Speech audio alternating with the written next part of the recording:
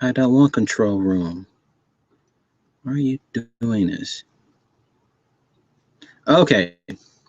Well, viewers, you have reached lip service. And for those of you who do not know what lip service is the show about comics. Uh, and what we say now is we've expanded. We are not just about comics, we're also about indie game development. And you might want to say, well, what's the big deal? I'll tell you what the big deal is. About the up and comers, those folks out in the trenches, busting their chops, trying to find people like you to play their games, read their books, and pretty much start their own futures to get everything up and going. I'm your host, and for those of you who don't know, yes, we've been very same trenches for the last 17 years, and we are just celebrating our anniversary. And you wonder where we are now?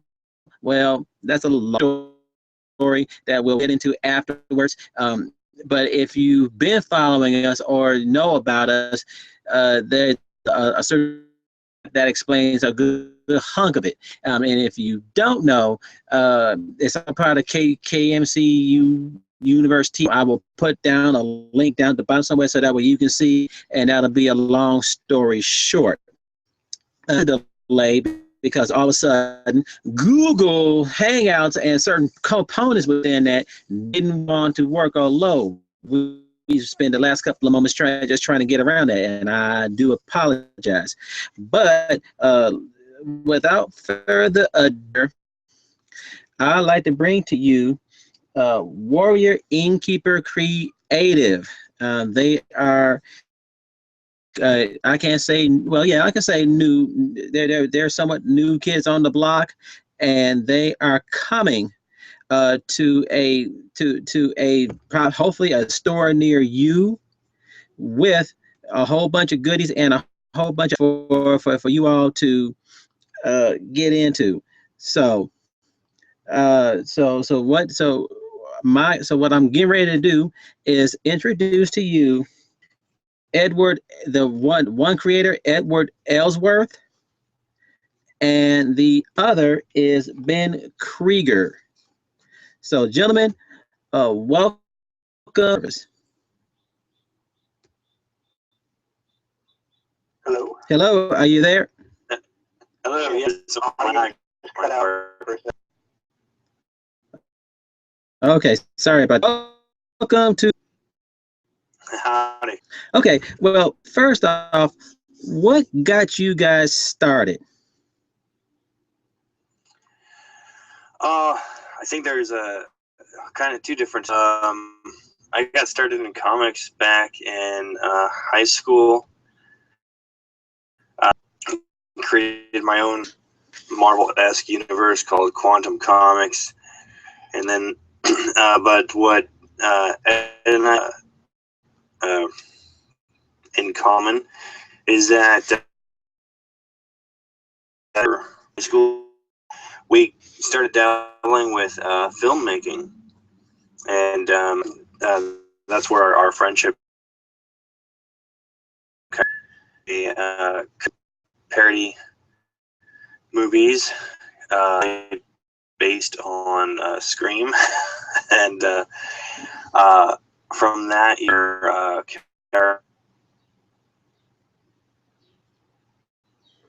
Hello. character. Okay. But we struggled to make a film based on that for a while. And then it was about 15 years later when I got back into comics, this time as a writer and soon to be publisher, that I gave Ed a call and said, that character that we created, 20 years ago, I think he would work for a comic book. And that's where Ed's at least comic book story begins. Okay. Pretty much.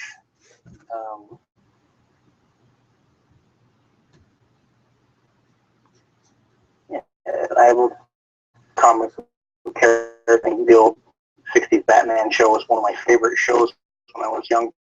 But yeah, it wasn't really until Ben hit me, I started delving into the comic universe a lot more, and it's all downhill from there.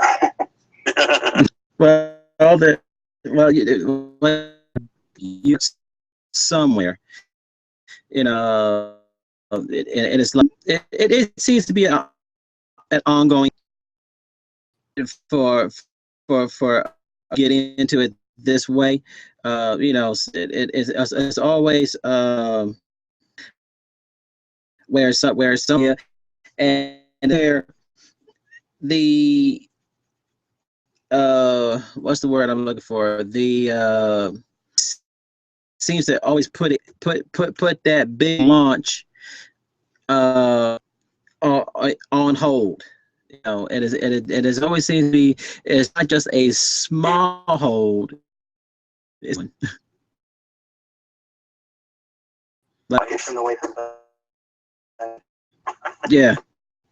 So you've had this character. It seems like you've had this character pretty much some time. So now what I now the main question is, what is the black suit of death?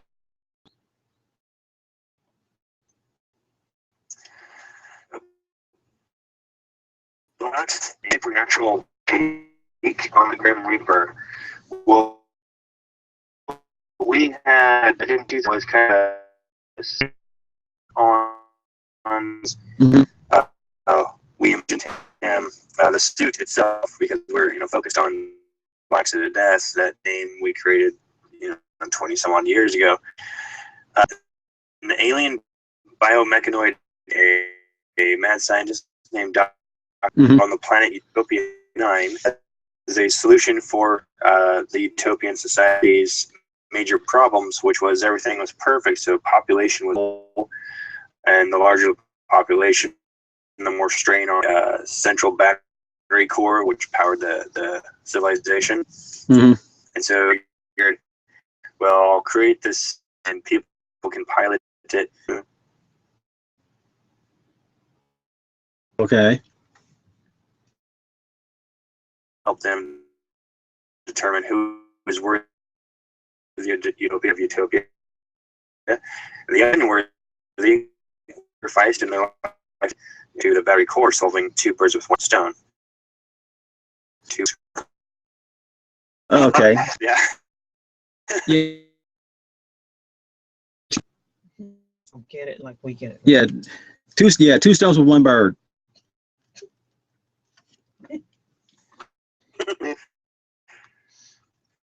Yeah, so the utopian government didn't care for that idea. It wouldn't get their ideals, and so he got banished to Earth.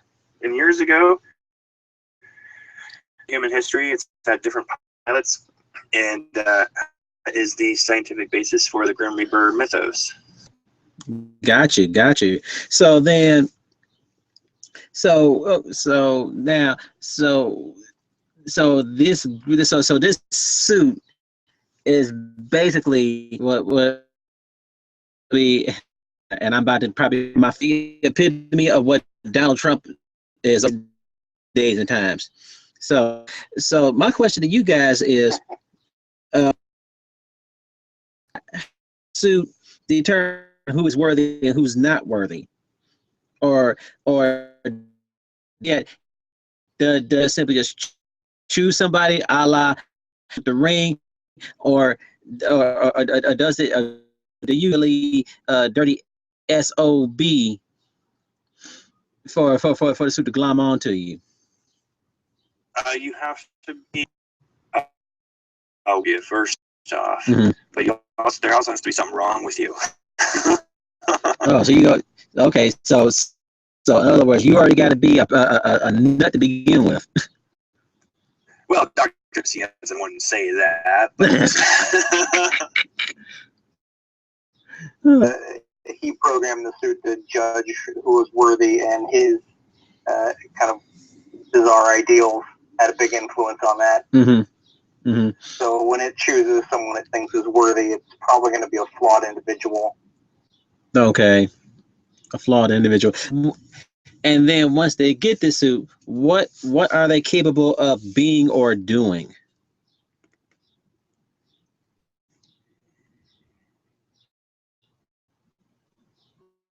Oh, cut out again. We're experiencing technical difficulties, but in case of Sarah, the show will go on. Yeah. So what are the capabilities of? Is it actual like a suit of armor? Is it like an exoskeleton?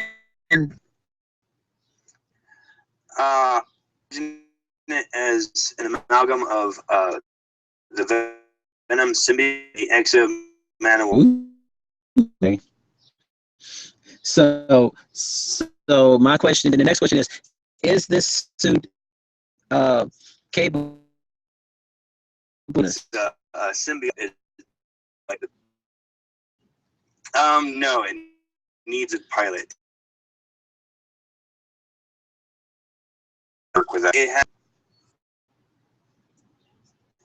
has capabilities outside of, if there's no pilot in it, like 1% of what it can do with a pilot. Okay, I guess it might be. Like it can't move around on its own much without a pilot. Mm-hmm. I think so far all it does is communicate. Okay. But right, like. So it does have its own. It has its own sentience, but it makes that for it. Okay. So basically, it sounds like in a way it kind of reminds me of Coco Odimbo. Really, you are a battery to this. And once you run low of juice, it's not like it's going to recharge you. It just next. The comic keeps getting people. I think that's really interesting. We've recently been compared to Tokyo Ghoul. Okay. And what was the other one? The first part, but like the subtitle is Iron Fortress, or the name. But yeah, so in Dexter, the artist on the series, definitely influenced by an anime. Okay. He's introduced stuff. Okay. So Hi. So then my next question: how hard or how easy?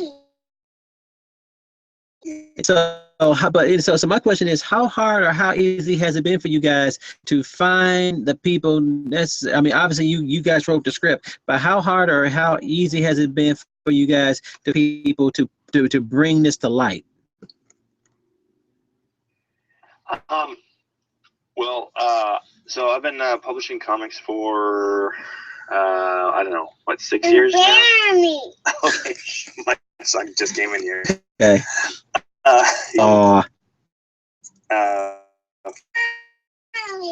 lot of years experience.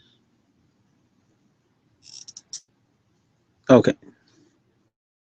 It's finding people. I've actually used Facebook the most to Okay. talent. So, when I find a comic I really like that has an artist or a team on it that I like, I kind of steal from them and go, hey, can I borrow your art? Right. So, then the more directed towards you. Now, what's been going on with you putting things together? Has changed your style of way of doing things to fit the artwork, or pretty much when you first wrote out all that, pretty much gravy? Well, what often happens. Go ahead then. as far as writing the comic goes, it's definitely been a change from it. I was primarily more a prose writer before I got into doing comics. So there's a big difference in writing a novel where you have to describe everything in just words, where you can let the artist take care of a lot of that, and you can, with the artist vision, and it's something really cool away. I got you. Yeah. Well, it always seems to be that and this is the other thing that I actually about with indie comics, who now write have come various different writing for either they either were looking for to do a screen, or looking to try to come to a video game, that and all of a sudden it almost a comic, and it's all, and this is to my chagrin, jumping in free first straight out comic. It always seems to be the afterthought of everything else. Your comments? Yeah. It seems odd because go together so well.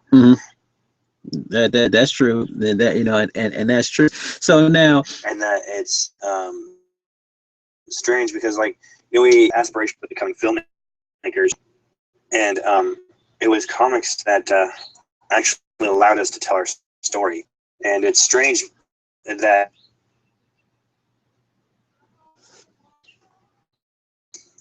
it could be after, because like I said, in high school I started doing comics. I thought, one day or write a novel and I'll have money to make my comic books.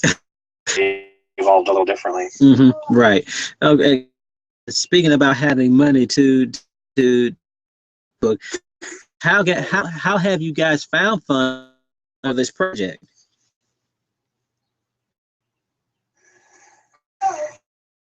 Well, I was single. I had one kid. I was a weekend dad though, and a lot of my military money from my deployments overseas paid to get my little company started. And then a few years ago, I got married and had a couple more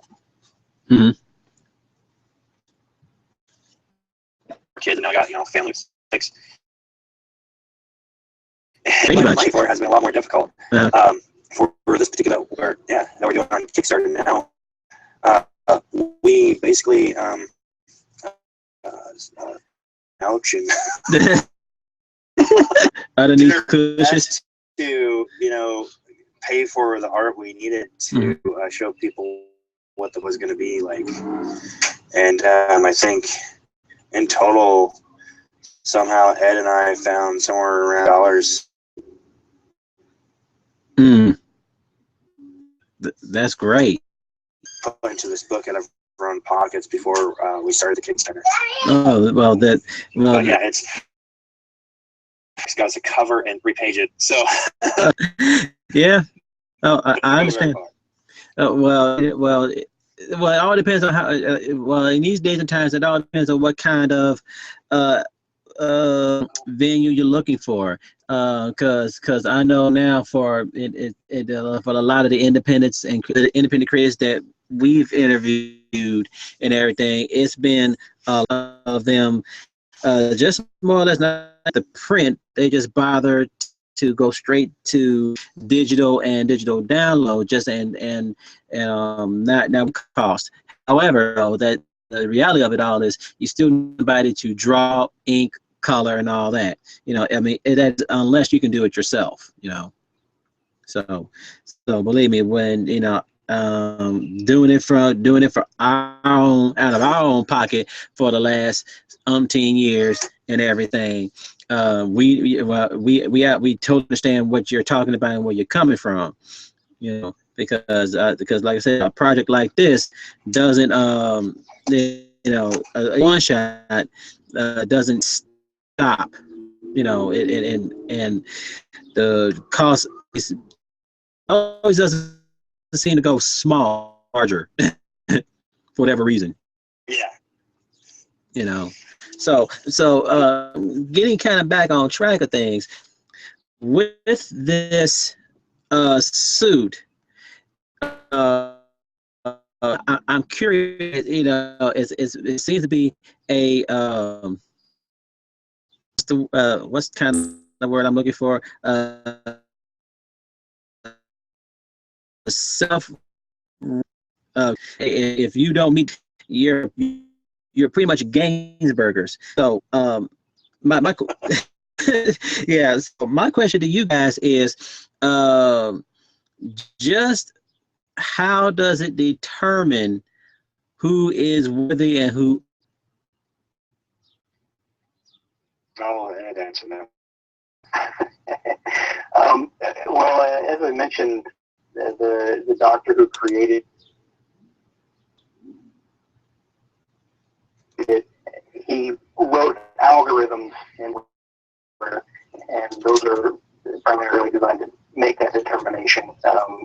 And so, also as the suit has passed from person to person throughout the years, absorbs some of the personality of the people wearing it, and so their own judgment tend to like meld in to the overall way the suit thinks. Okay, got you. So it almost sounds like. So you get a mixture of the doctor's original.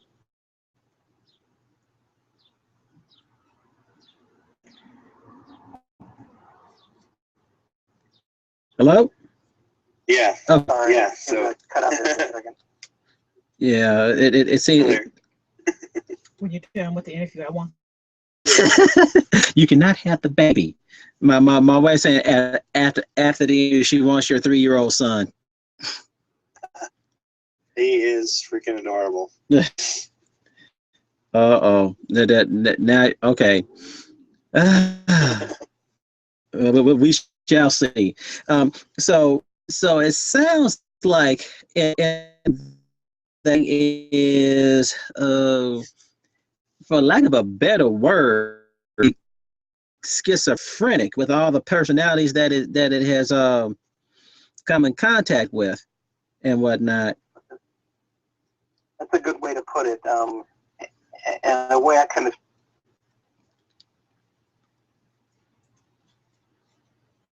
see it is, what we play with in the story is traffic and somebody cuts you off and you get angry with them. Normally you just, shrug it off and go on with your day.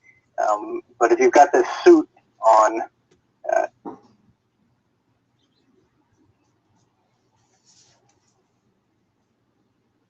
you might, get out of the car and then destroy them. They pissed you off. And the character ends up having to struggle to retain his humanity as he's got this suit on. Oh, well, believe you me, the way I look at it, that's my kind of suit.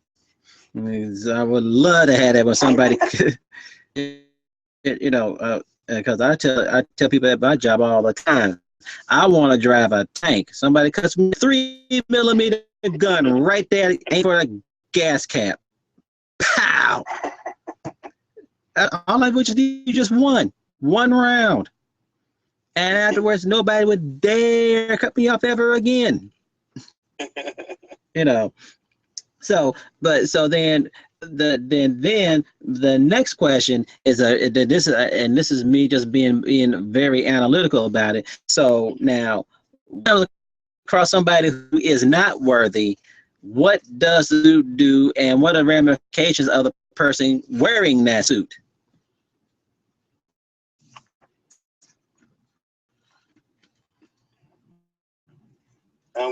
Something that we're definitely going to explore. But basically, when he discovers the unworthiness, Scythe comes out and he harvests their life energy. Mm-hmm. It's if it's really like really intense, just with anger or whatever. Mm-hmm. it's just real quick. There's no thought behind it. And say, like, afterwards when he gets back to normal and sees what happens, then he's got to deal with the fact that he just killed someone, maybe based on a cold slice of pizza or something. Well, and he's got to figure out what is going on and why he's doing this and how to control it.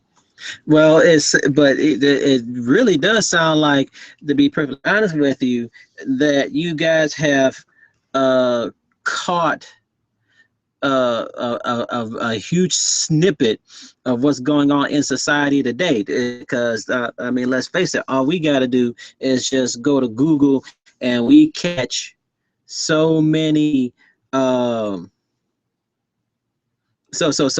many stories about somebody having, just going off or killing a whole bunch of people just because tiff or they lose something like that, to where all of a sudden it's somebody who you would never obviously think of would ever doing something, all of a sudden become a raving homicidal maniac.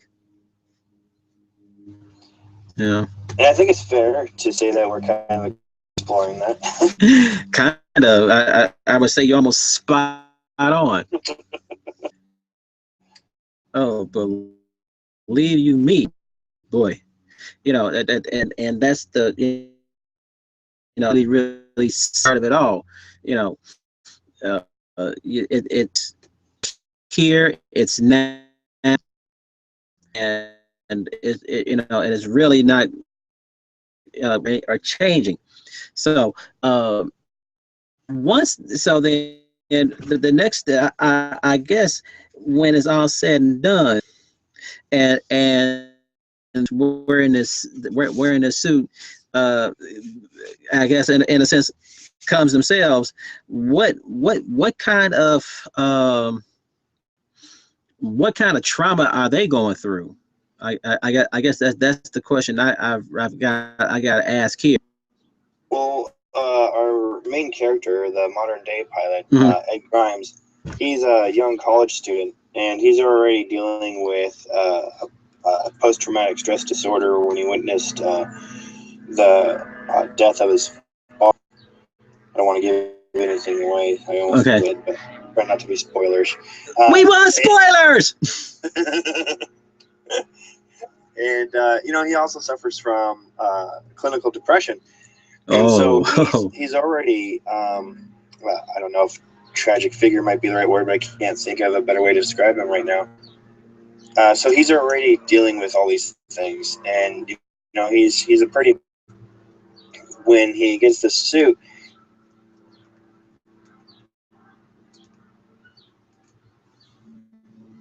really begins. I think we call it we've called it a satirical sci-fi horror story, and I think it's not necessarily from the violence that it causes. I think the horror itself is that this kid is now a killer, not of a choice of his own. Yeah. He would, I think he'd rather die himself than to become this monster. But this monster that he becomes, this black suited death, this judge of worthy and unworthy, also empowers him. And I think that's where the horror story really is. It's about this character and what he's going through, not necessarily the mass carnage. So, but it's like he's becoming addicted to the I guess addicted to the fact that this, even though this thing is sitting up here taking taking liberties with his emotions, but just the very fact that it is empowering him to probably delve within his own psyche and everything, to kind of, I guess, blow some steam and everything, and it seems like he's just simply just all for it. Yeah. And to me, that's the real scary part of it all. Yeah, but and that is the horror. I actually, to be perfectly honest with you. It sounds like a psychology class will have a field day with this book. I would love to see this book as the topic of a college class. Kind of like how it's a college class in several universities and stuff like that. If our book ever, if we're good enough writers to inspire a college professor to use it as a lesson plan, that would just be so awesome. Well, to me, it has the potential for that. Without a doubt. It really and truly does. So, when does number one of Black Suit of Death come out? Well, we are running a Kickstarter now, which I'm going to drop. That can be found at blacksuitofdeath.com, and we're in our 5th day. We're at 38%, I think, right now. So we're doing pretty well. So I don't want to jinx myself, but I think it's fair to say that the first by October, that's when we're planning to ship it out. Okay. That's the month we put on all the awards is when are we going to get a comic? Well, it should be October. Okay. Because that gives us enough time to draw. I think Dexter needs to create 25 more pages, and then we need to have it colored. So about a few months down the line. Okay, I got you. So, what kind of goodies can sponsors of Black Suit of Death get for as a thank you for supporting you? Well, we have a lot of. Do you want to take that, Ed? Sure. It's cutting out on me, so. Yeah, it's in and out on me too. We've got a range of awards.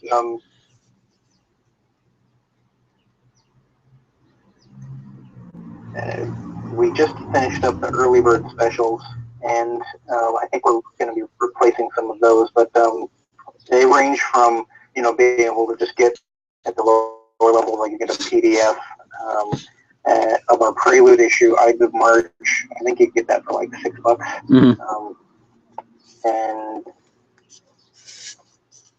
I think for $9 you can get a PDF of the Ides of March as well as number one. And hackers, if you're on Twitter, it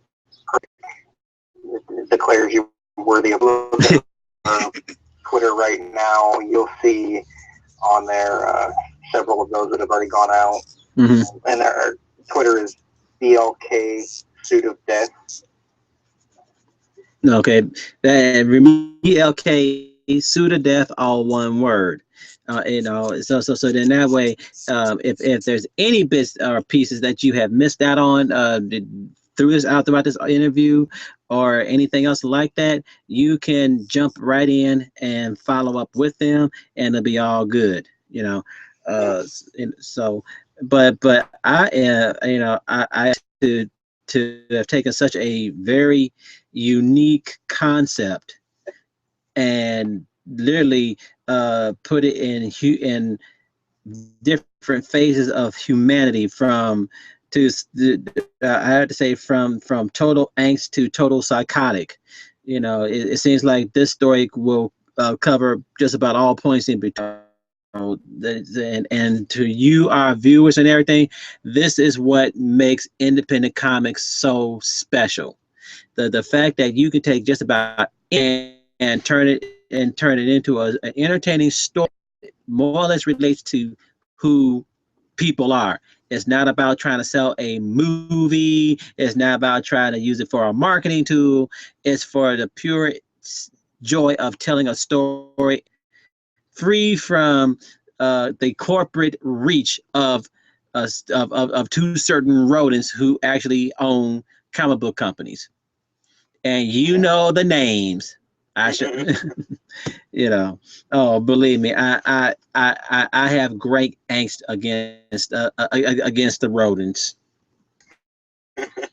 Because and because basically they own over 70% of the market all across the board with that multimedia. So basically, yes, it is going to be a success because one, they control their own and everything else. It's not like they can't, like, just, they always, it's funny to me, like on the View, they talk about, oh, today we're gonna help, and I'm like, realistically, if they had a real choice, do had that stuff on their damn show? Get real. No, they wouldn't. But since the rodent signs their paycheck and everything else, guess what? They gotta sit there, smile, and charge through if they want to stay employed. So not only not only do they have a, but they have captive presenters to present it to you. Then all the while in between all that, you get to see the commercial. So basically, it's no different to me, it is no different than brainwashing. Hell, if we had that kind of apparatus, do you think we would be where we are? I don't think so. I think that's what's really great about Kickstarter Mhm. is it's allowing these independent artists of various mediums to have a magic showcase to break out of that mold that we've been in. Yeah, you about right. That you are about right. About 100. Yeah, because I love more iconic characters in comics are about 75, 80 years old as of right now. Yeah, so yeah, you're about right. Hell, Captain America is about. I know Batman's 75. Batman is 75. I think the only ones that could possibly date them even further would probably be, and I was just saying, if they're actual because they're using them as actual comic books, would probably be Dick Tracy and Popeye. And I know for a fact Dick Tracy is older than Batman because I interviewed the current creator of Dick Tracy about a year or two ago. Yeah.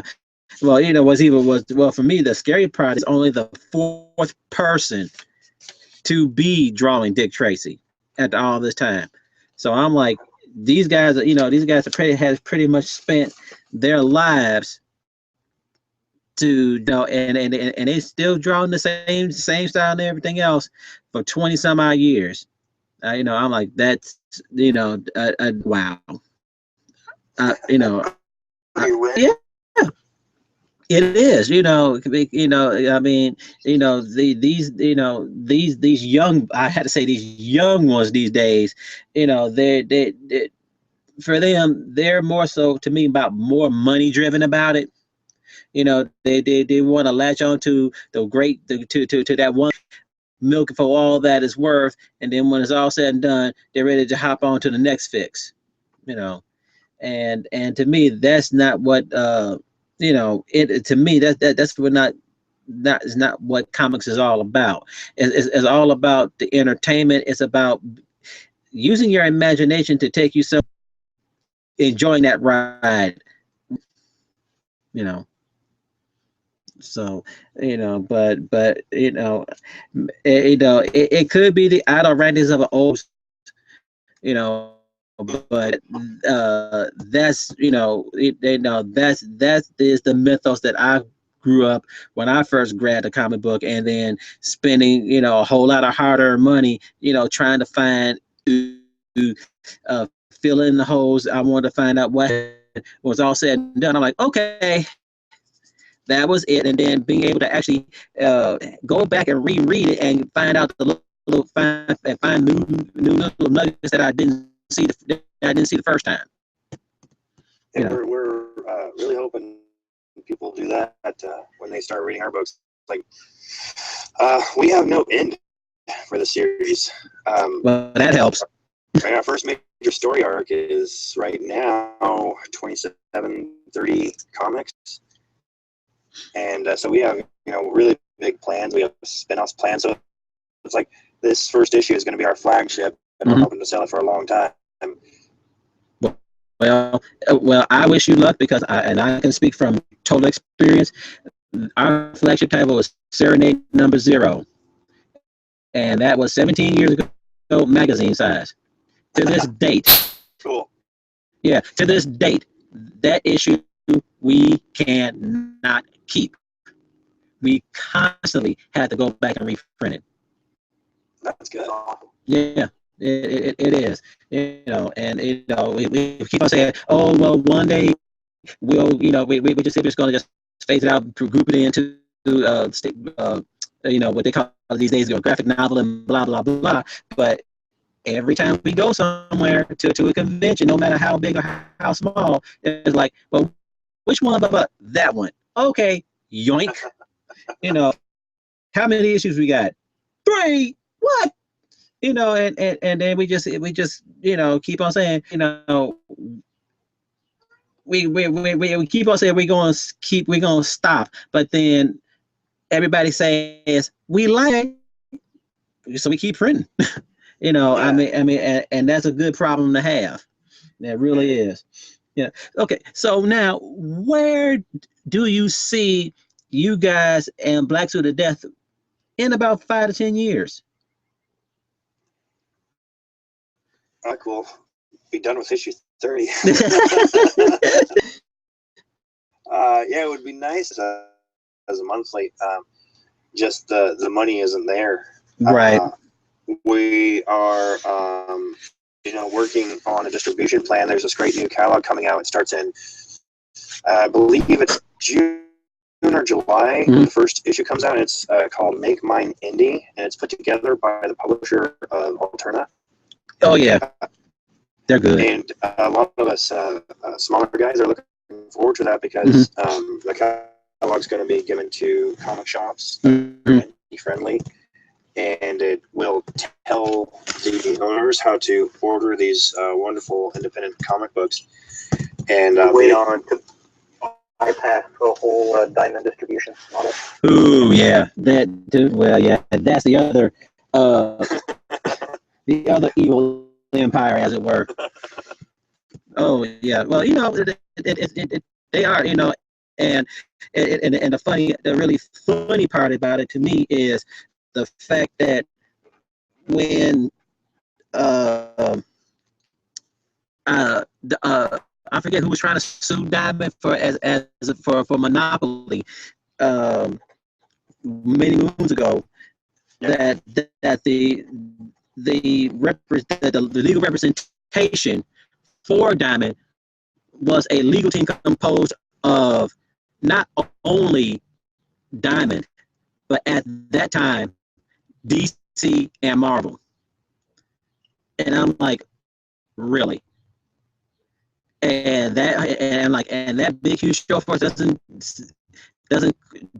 wrinkle of a monopoly. Yeah. And then the other sad part of all that is that they actually won. And I'm just like, really? Diamond swallowed up all the smaller distributors that were around in the 90s. If you remember, in the 90s, you could go to a comic shop and get 3 or 4 little catalogs along with previews. Right. And yeah. then over the next 15 years, Diamond put them out of business or swallowed them up. Right. Yeah. So now, independents, we have the internet. We can sell our books online, in person stores, but we also have Comixology, and Comixology Submit is a really great place for these, along with Drive-Thru Comics, and I believe Kablam has Indie Planet. Well, actually, for me, Comixology, when they first started, to me was good, but as of late, especially now that now that Amazon kind of swooped them up, even before Amazon swooped them up, I was skeptical about them because we tried and it was like, well, we could never get in. But then I'm looking at everybody else. I'm like, you letting them in, but not us. Okay, bet. The one thing I could say is about Drive-Thru. You sign up and it's on you to put, to Yeah. but once We like drive through. yeah, I do too. And if you guys ever hear it, when this is all said and done, I'm piecing together. I'm going to send them. Hey, you all just got a free plug. You need to work with us. Well, you guys have no idea. We've been doing this show for now, 5-6 years, and some people say, well, you only got 100 some odd subscribers. Okay, those are the folks who sit there and subscribe. Okay, I sit back and look at the people who sit there, view, and don't subscribe. Mm-hmm. I'm saying every time we speak, somebody's out there listening. So yeah. It's sometimes it's not always about the ones it's about the ones you don't see. Right. That are. That's what I say when my favorite show gets canceled. True. They always really bad. And they go, are you counting Hulu views, Amazon views, YouTube views? We're watching the show, people. Mm-hmm. Exactly.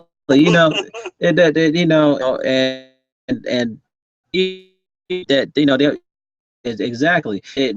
Nowadays they're so worried about the Nielsen. Okay, and I'm like, okay, and people are they going by? Because some of the stuff they're talking about is a hit. I look at it like, well, yeah, okay. Try that on somebody else. But yeah, I mean, but to me, that's the next, I guess, untapped resource that people really need to start looking into is, like you said, the Hulu views, and stuff like that. A lot of times what works may not work for somewhere else, and and a lot of times for some people be and I'll admit is for us it's a smorgasbord. It's like, well, how do you know who's doing what? We're always out there sniffing. I'm like, okay, well, we got so many people watching this. We sold X amount of books at this convention. So for us, for our readership, we pull from just about everywhere. Work. And unfortunately, with a lot of the with a lot of the setup that he diamond and everything else, if it ain't funneled through them, it don't exist. And that's and that and it really and truly is not true. So so from here we can wrap this up. So where can we already got your Twitter account. So and repeat that for viewers / listeners. And where else can folks find you guys to jump in and jump on and don't forget to restate page. All right. Well, the Twitter is Suit of Death, all one word. Mm-hmm. You can find us on Facebook at .com/Black Suit of Death, and you can also find .com pretty much connected. And there's also Warrior Innkeeper Creative is on Facebook. It's just /Warrior Innkeeper. Yeah. And then I'll let you do your Twitter handle because it's character limits, right? Yeah. So my Twitter handle is Warrior Innkeep R. Couldn't use the last E. Okay. So I just skipped it. So it's Warrior Innkeep. And then to get some of our previous books from Warrior Innkeeper Creative, you can go to warriorinnkeeper.com/shop. And that will take you to our store where you can actually get a hold of the first Black Suit comic mentioned. Black Suit of Death, Ides of March, tells the origin story of the suit, that whole story of that happened on Utopia before the suit came to Earth. And that's on our store right now, as well as on and drive through. If you do search for Black Suit Death, to find it on either of those stores as well. Ooh, okay. So that's a good thing because I know these days at times people like prequels and pre stuff. So yeah. That, I mean, that is very, very, very timely. So yeah, that kudos to you guys. And guys, viewers, don't forget, support indie. Would be it an indie comic, be it an indie gamer. Support these guys because they're coming out of a lot of times they're coming out of their own pocket with their own ideas, and they don't have somebody like Mark Cuban and Mark Cuban or a bunch of corporate suits telling throwing thousands and thousands of dollars their way, and I know for a lot of them they refer it that way because then guess what, they don't have to worry about nobody telling them you got to X where you change the story to do this. They have the creative freedom to tell the story their way, and there lies a conundrum for the indie creator, be it for a video game or for a comic book. Do they want the investor or do they not want the investor? That and for a lot of people and for a lot of them now, they're saying thank goodness for Kickstarter because now you can find the people who will probably support you throughout and everything, and it does help get your name out there. So folks, we have been talking to Brian Ellsworth and Ben Kreiger of Warrior Innkeeper Creative, and hopefully keep following them on Twitter and Facebook. Stay and constantly check their Kickstarter page for updates of when the release date is, the actual release date for Black Suit Death #1. Okay, it should be, hopefully, knock on wood, in October. So, provided the Kickstarter is successful, and it looks like it will be, we'll get it out by October. Okay. And folks, if you want to make that happen, if what we've been if you've been picking up what we've been smacking down, help make this happen. Go over to that Kickstarter page and join in. And if you like what we're doing here with lip service, there is always on our YouTube page a button. Hey, every little bit helps. Be it $5, $10. Hey, that helps keep our internet connection going, and that way we can keep on. That goes into the kitty to help to fund the next little bit of square needed to get better equipment. We don't have glitch like that. I mean, it goes a long way, and also if you're also curious about what we're doing, and not as far as lip service or we all you gotta do is hit there, Kiss Me Comics. We're all find us. Okay, and this will conclude this little section of lip service and